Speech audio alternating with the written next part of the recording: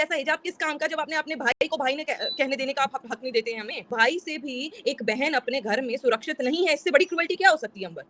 इसको लेकिन ये तथाकथित मौलाना कट्टरपंथी इसको नहीं खत्म करना चाहते हैं, ये चाहते हैं महिलाएं हिजाब पहने। अरे भाईदारी के साथ ये बात कह रही हूँ अंबर, आप इस बात से बिल्कुल इत्तेफाक रखेंगी कि यस, क्योंकि महिलाएं खड़े होकर इस बात का जवाब नहीं देना चाहती हैं कि अगर पुरुष 4 शादियां कर रहे हैं तो वो गलत क्या है। आपने और मैंने पिछली बार डिबेट में देखा था, एक बड़े चैनल की डिबेट में आप और मैं थे आज तक में, वहां क्या बोला था उन महिलाओं ने? उन्होंने ये बताया, अरे आपको पता है, जब हमने आपने सवाल रखा अंबर, अरे आपको पता है कि 4 शादियां क्यों जायज है? तो आप ही तो जस्टिफाई कर रहे हो। औरतों के खिलाफ सब कुछ लिखा हुआ है कुरान पाक में। भाई तलाक की पीड़िता कौन बनेगी? औरत बनेगी जी। शादियां 4 किसको अलाउड होंगी? आदमी को होगी, औरत पिसेगी जी। तलाक बिद्दत हो, तलाक हसन हो, बाइगैमी हो, पॉलीगैमी हो, हर चीज की शिकार तो अल्टीमेटली महिला ही बन रही है ना, क्यों? हिजाब हो, सब कुछ। ये जितने मौलानाओं के मैंने नाम लिए ना, समझना तो खुद समझना है, इन तथाकथित मौलानाओं के तलवे नहीं चाटे, इनसे नहीं सुनना। हेलो हेलो, जय हिंद, वंदे मातरम। दोस्तों, आज का जो वीडियो है उसका टॉपिक बहुत ही इम्पॉर्टेंट टॉपिक है, क्योंकि आपने अभी देखा ईरान में कुछ हो रहा है, इंडिया में भी बहुत कुछ चीज़ें हो रही हैं। और ये जो मैंने वीडियो लिया है वो लिया है अंबर जैदी के चैनल से, और इसमें निगत अब्बास हैं, वो आई हैं जो टीवी डिबेट में भी आपने उनको सुना होगा। जो टॉपिक है वो है कि हिजाब में बालों की अगर एक लट दिख जाए तो क्या वो गुनाह है? क्या कल जो भाई था वो आज उसे पति बना देना, क्या ये सही है?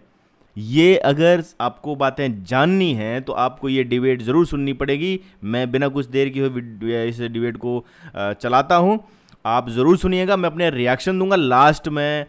इस वीडियो के ऊपर मैं अपने व्यूज़ ज़रूर बताऊंगा, तो वीडियो पूरा ज़रूर देखिएगा। चैनल अगर सब्सक्राइब नहीं कराए तो सब्सक्राइब ज़रूर कर लीजिए मित्रों। तो बिना कुछ देर के हुए वीडियो को स्टार्ट करते हैं। दोस्तों, मैं हूं आपके साथ अंबर जैदी और स्वागत है आप सबका हमारे आज के खास कार्यक्रम इट्स डिबेट विद। हिजाब को लेकर काफी समय से चाहे भारत में से विरोध और बहस जारी है, लेकिन भारत में हम जब बात करते हैं, क्योंकि ईरान का जो विरोध है वो हिजाब के खिलाफ है, भारत की हम जब बात करते हैं तो भारत में हिजाब को इम्प्लीमेंट करने के लिए पूरी मुहिम चलाई गई। और आज भी जब हिजाब पे बात होती है तो कहा यह जाता है कि ये दीन का हिस्सा है, ये कल्चर का हिस्सा है।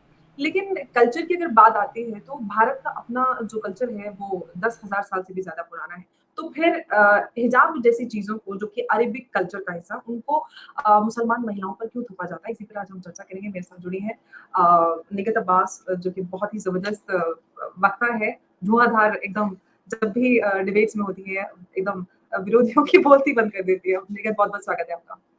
Thank you Ambar. एंड मुझे लगता है कि ये कॉम्बिनेशन भी है, Nikhat plus Amber, Amber plus Nikhat, totally makes the stage go like blah. दोनों मुसलमान बावजूद, we are the largest democracy in the world. हम दोनों मुसलमान होने के बावजूद, यही वजह है क्योंकि हमारी डेमोक्रेसी बहुत अच्छी है, हमारी सरकार हमें पूरी मैं कहूंगी इजाजत भी देती है, और साथ ही साथ हमें हमारे हक के लिए खुद लड़ने देती है। आज हम मुसलमान हैं, उसके बावजूद हम खिलाफ लड़ रहे हैं हिजाब के, और मुझे लगता है यही सबसे बड़ी खूबसूरती है कि आज हम बिना हिजाब के भी होकर उतने ही पक्के मुसलमान हैं जितनी हिजाब पहनने वाली हमारी और बहनें हैं। बिल्कुल। निगत, मेरा सवाल आपसे ये है कि जब हिजाब को लागू करने के लिए जो बहस की जाती है, तो ये कहा जाता है कि हमारे कल्चर का हिस्सा है। जबकि हिजाब या बुर्के को हम देखते हैं तो ये इजिप्ट या अरब ऐसे कल्चर में पाया जाता है। भारत का अपना एक 10,000 साल से भी ज़्यादा पुराना कल्चर है। तो भारत के मुसलमान अरेबियन कल्चर को इतनी ज़्यादा इम्पोर्टेंस या इतनी तरजीह क्यों देते हैं? क्यों दूसरे के कल्चर को अपने ऊपर थोप रहे हैं धर्म के नाम पर? बिल्कुल सही बात कही अंबर आपने कि मुसलमानों में, यानी इस्लाम में, कुरान पाक में, हदीस में कहीं से कहीं तक भी हिजाब अगर हम देखें, आप और मैं कम पढ़े लिखे नहीं हैं, हमें पता है कि हिजाब कहीं से कहीं तक इस्लाम का कोई पार्ट है ही नहीं, ना ही एसेंशियल, ना ही कोई और। अगर हिजाब की बात कभी भी कुरान पाक में या हदीस में की गई है तो वो कभी भी एक कपड़े के टुकड़े को रेफर नहीं करा गया है। हम अच्छे से जानते हैं कि हमेशा आंखों के पर्दे की बात हुई, और वो आंखों का पर्दा जितना औरतों के लिए है उतना ही आदमियों के लिए भी है। रही बात जो आपने कही कि ये हमेशा इजिप्ट, मेसोपोटामिया और अरब के कल्चर का पार्ट रहा है, हमें यहाँ पर व्यूअर्स को ये भी बता देना चाहिए कि जब उनके कल्चर का पार्ट रहा है तो वहां पर भी डोमिनेंस नहीं रहा है, महिलाओं के खिलाफ डोमिनेंस नहीं रहा है कि उन्होंने इसको अपने कल्चर का पार्ट रहा है। वो इसलिए रहा है क्योंकि वहां पर डेसर्टेड एरिया है, क्योंकि वहां का एनवायरनमेंट इसलिए है कि वहां पर उन लोगों को अपने आप को ढक के चलना पड़ता है ताकि वो धूप, धूल और गंदगी से अपने आप को, धूल से, मिट्टी से बचा सकें। और जितना कि वहां पर महिलाएं हिजाब करती हैं उतना ही पुरुष भी करते हैं। They just keep themselves safe. वो लोग भी इतने ही अच्छा। पर्दे वाले कपड़े पहनते हैं, लिबास उसी तरह के पहनते हैं, सर ढकते हैं, पूरा शरीर ढकते हैं। हमने देखा है, दुबई बहुत लोग गए होंगे और वहां पे लिबास जो पुरुषों का है, वो सफेद लिबास, वो हम सब ने देखा है ताकि वो अट्रैक्ट ना करे हीट को। That is the kind of thing we have seen. अगर अब हम बात करें कि कल्चर क्यों इंडियंस अडेप्ट करें, इंडियन मुस्लिम्स स्पेसिफिकली क्यों अडेप्ट कर रहे हैं, अरब का नहीं। अंबर, यही गलत फहमी जो हमें खत्म करनी है कि हम लोग या हमारे यहाँ पे हिंदुस्तान में जो मुसलमान है वो अरब कल्चर अडेप्ट कर रहे, नहीं। ये एक डोमिनेटिंग कल्चर को अडेप्ट करे जो किसी कंट्री से नहीं आ रहा है अपेरेंटली। कोई भी इस्लामिक देश महिलाओं पर जो ये ईरान की तरह नहीं है जो यहाँ पे थोपा जा रहा है। ये कोई सीरिया नहीं है जो थोपा जा रहा है, ये कोई अफगानिस्तान तालिबान नहीं है जो थोपा जा रहा है। बहुत सारे इस्लामिक देश है जो आगे बढ़े हुए हैं। ओमान की हम बात कर लेते हैं, मस्कट में, ओमान में, हमने दुबई में, सब जगह देखा है कि हिजाब पहना जाता है, जिसकी मर्जी पहनते हैं, जिनकी नहीं है वो नहीं पहनते। आज अगर हिंदुस्तान में इस चीज के खिलाफ अगर लड़ाई हो रही, वो इसलिए हो रही है क्योंकि महिलाओं के अधिकार की और हक की बात है। यहाँ पर इन लोगों ने अपने आप को सुपीरियर दिखाने के लिए महिलाओं के ऊपर ये चीज थोप दी है। आज इन लोगों को जो एक्चुअली में मुसलमानों में गलत चीजें हो रही हैं, जैसे वो तलाक बिद्दत हो, तलाक हसन हो, और उसके बाद 4 शादियां हो, पॉलीगैमी, बाईगैमी, आप और मैं ये हमेशा डिस्कशन करते रहते हैं अंबर, अधिकतर हम लोगों की ये डिस्कशन रहती है। हमने पिछली बार ये भी डिस्कशन करी थी कि किस प्रकार परिवारों में भाई बहनों के बीच में शादियां करा देते हैं। ये सब है ना, ये क्रूअल्टी है ना जो महिलाओं के खिलाफ हो रही है, महिलाओं के ऊपर हो रही है। एक भाई से भी एक बहन अपने घर में सुरक्षित नहीं है, इससे बड़ी क्रूअल्टी क्या हो सकती है अंबर? इसको लेकिन ये तथाकथित मौलाना कट्टरपंथी इसको नहीं खत्म करना चाहते। ये चाहते हैं महिलाएं हिजाब पहने। अरे भाई, ऐसा हिजाब किस काम का जब आपने अपने भाई को भाई ने कहने देने का आप हक नहीं देते हैं हमें। जब आप हमें बहन ही नहीं रहने देना चाहते हैं हमारे भाइयों की, तो आप हमें क्यों हिजाब पहना रहे हैं? मतलब दिखावा है, कुछ नहीं है। ये अपने आप को सुपीरियर बनाना, औरतों को डोमिनेट करने की बहुत बड़ी साजिश है, बहुत बड़ा षड्यंत्र है। अगर वाकई आपको औरतों की इज्जत की फिक्र होती ना, तो माफ करिएगा, आप चचाजात भाई बहनों में शादी ना करा देते आपस में।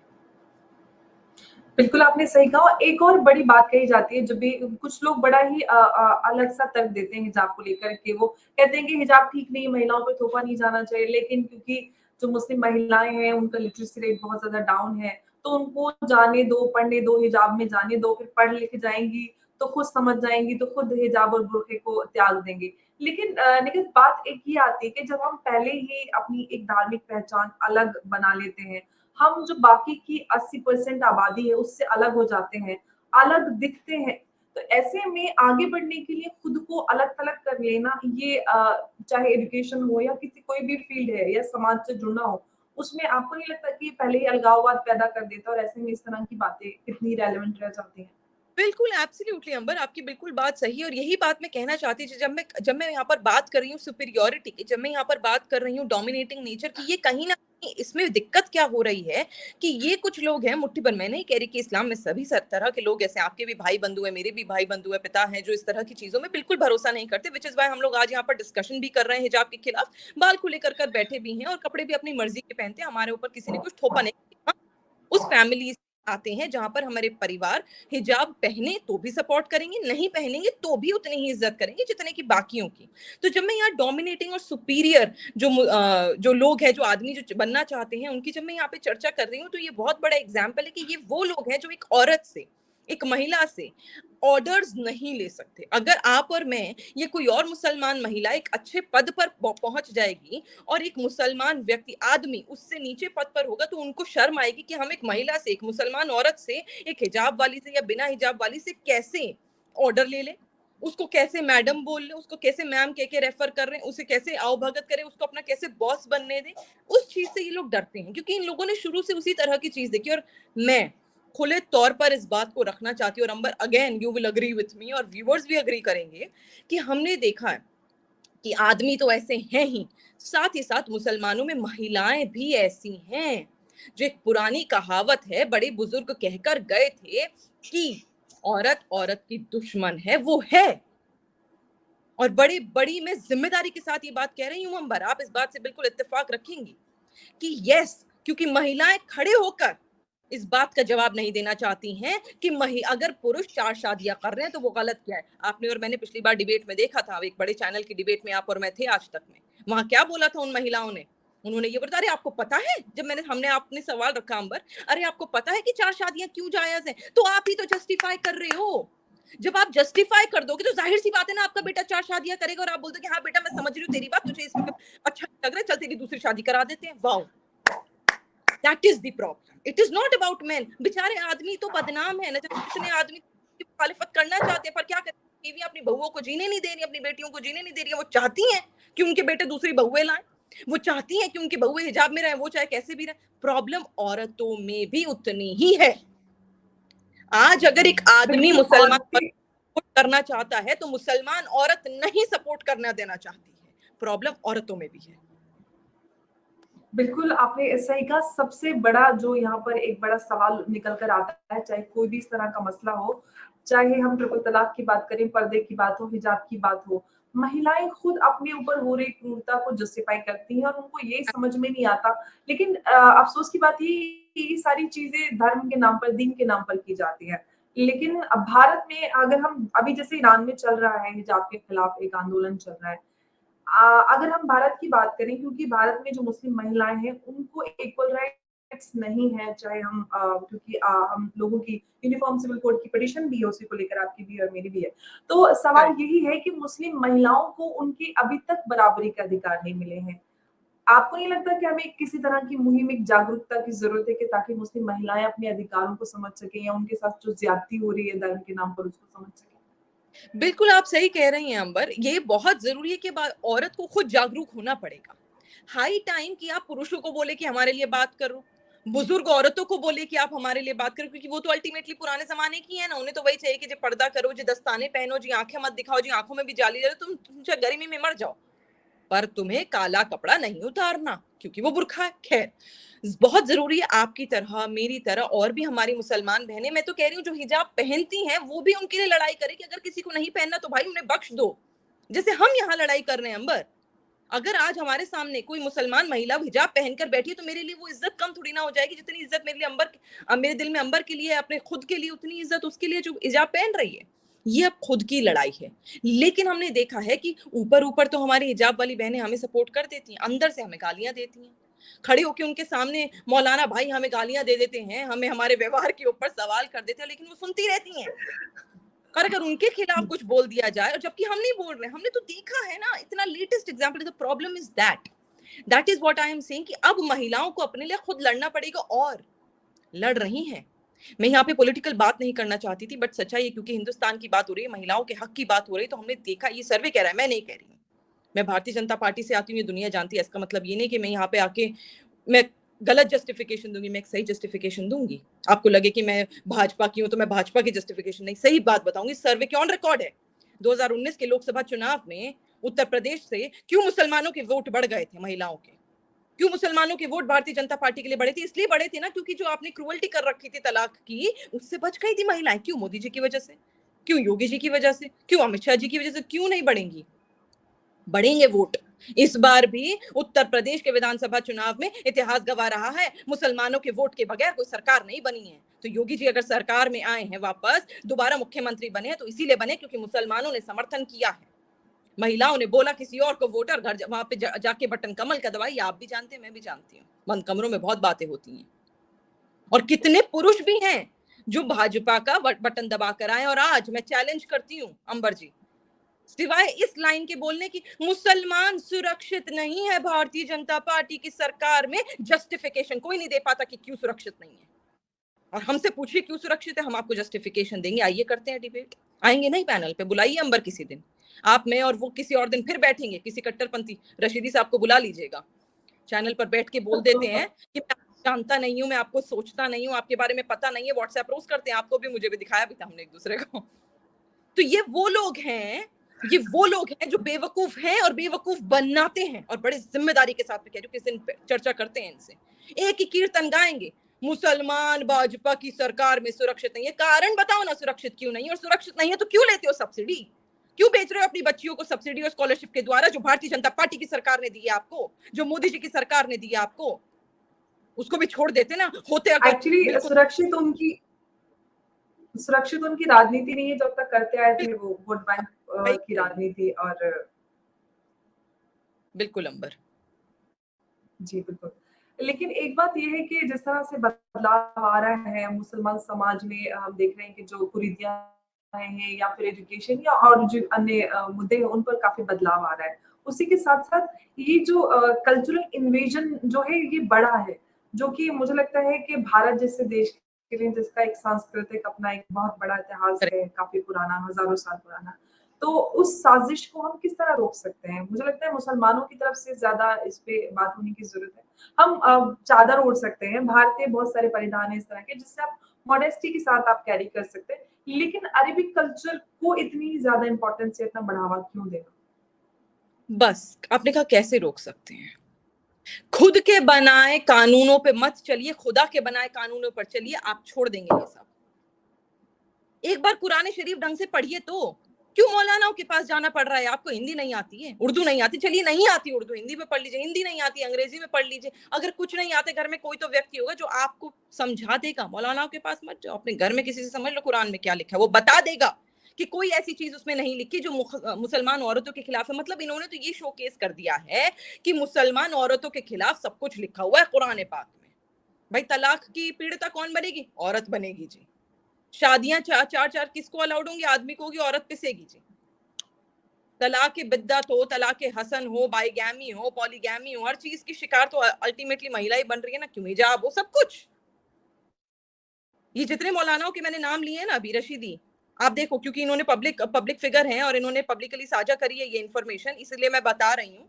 ट्विटर पे जाके देखिए इनके अकाउंट पे, हो सकता है डीएक्टिवेट कर दिया हो। जिम में जाते हैं महाशय, ट्रेडमिल पर भागते हैं महाशय, मॉडर्न गाने सुनते हैं महाशय, टोपी नहीं पहनते महाशय। क्या करें? और औरत कर ले तो ये तो बड़ी बेगैरत है। मुसलमान होके ट्रेडमिल पे भागती, ओहो गाने भी सुनती है। लो जी, ये तो एकदम ही मुसलमान है। मतलब किस तरह की बात है? तो इस कल्चर को हमें खुद ही खत्म करना पड़ेगा। ये अरब से नहीं आ रहा है, हम गलत फहमी में हैं, ये इनके दिमागों से आ रहा है। अंबर, ये इनके दिमाग हैं जो चल रहे हैं और मुसलमान को बेकार करने पर तुले हुए हैं। हमें समझना पड़ेगा कि अगर अब हमें इस्लाम को समझना है तो खुद समझना है। इन तथाकथित मौलानाओं के तलवे नहीं चाटे, इनसे नहीं सुनना। हमें अल्लाह का इस्लाम मानना है, मौलाना का नहीं मानना है। मौला अली को मानिए, मौलाना। बिल्कुल, आपने बहुत अहम बात कही निगत, कि हमें खुद से समझना है इस्लाम को, और चाहे हमारा संविधान हो या फिर दीन हो, हमें हमारे सामने किताब है, समझ सकते हैं, और खुद जो आज का समय है उसके हिसाब से, अपनी समय की जरूरत के हिसाब से हम उसको मान सकते हैं। हमें वैसे भी इस्लाम में किसी भी चोली का कोई कॉन्सेप्ट नहीं है, तो खुद समझे और अपनी बेहतरी के लिए, अपने हक के लिए आवाज। तो दोस्तों ये थी निगत अब्बास, इतनी बेबाकी से अपनी बात रखती हैं, टीवी डिबेट्स में भी आपने इनको सुना होगा। हालांकि इनकी लास्ट वाली बात से मैं इत्तेफाक नहीं रखता हूँ। इन्होंने कहा कुरान में ऐसा कुछ नहीं लिखा है। हालांकि मैं भी, इन्होंने कुरान को ढंग से नहीं पढ़ा है या तर्जुमे के साथ नहीं पढ़ा है। तो कुरान को और ये बात इनकी चलो एग्री नहीं करता हूँ मैं कि कुरान में ये चीज़ें नहीं लिखी, इन्होंने कहा। लेकिन इन्होंने जो दूसरी बात कही कि कुरान पढ़नी चाहिए खुद से, विद ट्रांसलेशन, तर्जुमे के साथ, ये बात से मैं बिल्कुल एग्री करता हूँ। और हर किसी को खुद पढ़ना चाहिए। जब खुद पढ़ोगे ना तो पता चलेगा अरे यार ये क्या है। क्योंकि देखो कुरान में जो चीज़ें लिखी हैं, कोई भी मुल्ला, कोई भी मौलवी, कोई भी मुसलमान ये नहीं बोल सकता कि इसमें मिलावट है। ये नहीं बोल सकता है वो, क्योंकि इनकी जो चीज़ें हैं वो उसको आप मैचअप भी कर सकते हो। आजकल तो ऑनलाइन भी आ गई हैं, तो हर जगह से वो आप मैचअप कर सकते हो। तो ये नहीं कह सकते कि ये चीज़ जो है वो किसी ने मिला दी है। और इन्होंने आज तक कभी ये दावा नहीं करा कि हमारी कुरान में कोई चीज़ की मिलावट हुई है। तो जो चीज़ अगर लिखी हुई है और वो चीज़ गलत है, तो मुझे लगता है निगत अब्बास जैसे लोग, अंबर जैदी मैडम जैसे लोग जो हैं वो उस चीज़ को गलत ही मानेंगे। वो ये नहीं बोलेंगे कि कुरान में लिख दिया तो हम जो है वो उसको आंख बंद करके मान लेंगे। समाज को अगर सही डायरेक्शन में ले जाना है तो आपको इस तरह की एनलाइटनमेंट ज़रूर होनी चाहिए। आप अगर गलत को गलत नहीं बोलोगे, सही को सही नहीं बोलोगे, तो फिर कैसे हम मान लेंगे? आप, एक बुक है उसमें कुछ चीज़ें लिख दी गई हैं, आप बोलोगे यार इस किताब में लिखी हैं तो मैं तो मानूंगा, चाहे वो गलत ही है। अरे गलत है तो क्यों मानोगे? गलत चीज़ को मानना ठीक नहीं है ना। तो मुझे कहीं ना कहीं लगता है कि हमें रिफॉर्म होने की ज़रूरत है, और बहुत बढ़िया स्टेप उठाया जा रहा है इन मुसलमान लड़कियों के द्वारा, जो कि टीवी पर आकर मौलानाओं से डिबेट करती हैं। क्योंकि हम पहले नहीं सुनते थे इन चीज़ों को। जैसे जैसे अभी ये डिस्कशन और डिबेट्स बढ़ रही हैं तो हमने ये चीज़ें देखी कि जैसे तारिक फ़तेह हैं, वो आते हैं, निगत अब्बास आती हैं, एक और मैडम है वो भी आती हैं। तो काफ़ी, मतलब इससे क्या होता है ना कि इनके ऊपर जब इनके समाज के लोग खुद से क्वेश्चन उठाना शुरू करेंगे तभी इनको समझ में आएगी कि नहीं, कहीं ना कहीं प्रॉब्लम है। जैसे अगर मैं हिंदू समाज की बात करूं तो हिंदू समाज के लोग जब कहीं गलत होता है तो खुद से उठ के आते हैं और बोलते हैं नहीं ये गलत है। तो वहाँ पर रिफॉर्मेशन हो जाता है। काफ़ी चीज़ों में जो सामाजिक बुराइयाँ थी वो ख़त्म हो गई हैं। आप इससे एग्री करो या ना करो, लेकिन बात ये सही है, सच है कि रिफॉर्मेशन हुआ है। अब जैसे इन्होंने बताया कि जो मुस्लिम औरतें हैं, जो कि मतलब बड़ी उम्र की औरतें हैं, वो अपने बेटों को खुद बोलती हैं तुम 4 शादियां करो। तो एक औरत ही जब औरत कहीं नहीं हो रही है, उसके फेवर में नहीं जा रही है, तो फिर कौन करेगा? हो सकता है कि पुरुष समाज जो है, मुस्लिम पुरुष समाज जो है, वो चाहता है रिफॉर्म होना, लेकिन उनकी औरतें नहीं करने देना चाहती उनको रिफॉर्म। जैसे सास और बहू का रिलेशनशिप होता है, तो हो सकता है कि जैसे सास को बहू पसंद नहीं आई तो बोला बेटा दूसरी ले आ, ये मेरे को पसंद नहीं है, तो वो दूसरी शादी आप तो खुद अलाउ कर रहे हो ना। उससे क्या हो रहा? बुराइयां बढ़ रही हैं, कम नहीं हो रही हैं, बुराइयां बढ़ रही हैं। आप अगर किसी दूसरे घर की किसी लड़की को अपने घर में लाते हो, तो ये भी तो देखो ना, ये भी तो किसी की लड़की है। तो आप उसके साथ अगर गलत कर रहे हो और उसको आप प्रताड़ित कर रहे हो, आप 4 शादियां करवा दे रहे हो अपने बेटे की, तो उसको इंसाफ कैसे मिलेगा? उस औरत को, उस महिला को कैसे इंसाफ मिलेगा? तो ये चीज़ें जो है ना, हाईलाइट होना बहुत ज़्यादा ज़रूरी है। और सबसे बड़ी बात यह है कि जो भी मुल्ला और मौलवी हैं, वो लोगों को भ्रमित ही करते हैं, वो सही चीज़ नहीं बताते। हमने भी देखा है एक्स मुस्लिम्स की इतनी सारी डिबेट्स, आपने भी देखी होगी, अगर नहीं देखी है तो आप देखिए कि वहाँ पर किस तरह से डिफेंड करते हैं, किस तरह से वो गलत चीज़ को भी सही चीज़ बना देते हैं। तो दोस्तों ये सारा वीडियो था। आपने अगर अभी तक वीडियो देखा, आपका बहुत बहुत धन्यवाद। ऐसे डिस्कशन और डिबेट्स पे रिएक्शन चैनल मेरा है, और ऐसे वीडियो मैं लेके आता रहूँगा। अगर आपने चैनल को सब्सक्राइब नहीं किया तो सब्सक्राइब कर लीजिए। और आप जो है, मेरा लाइव सेशन भी अब मैं शुरू कर दिया है, तो वीक में 2 या 3 लाइव सेशन भी मैं किया करूँगा, तो उसमें भी आप जुड़ के अपने विचार ज़रूर रख पाओगे। जब भी मैं रखूँगा तो आपको उसकी नोटिफिकेशन मिल जाएगी। दोस्तों अभी तक वीडियो देख रहे हो तो बहुत बहुत धन्यवाद। इसी के साथ वीडियो समाप्त करता हूँ, मिलूंगा नेक्स्ट वीडियो में। तब तक के लिए दोस्तों, जय माता दी, जय हिंद, वंदे मातरम।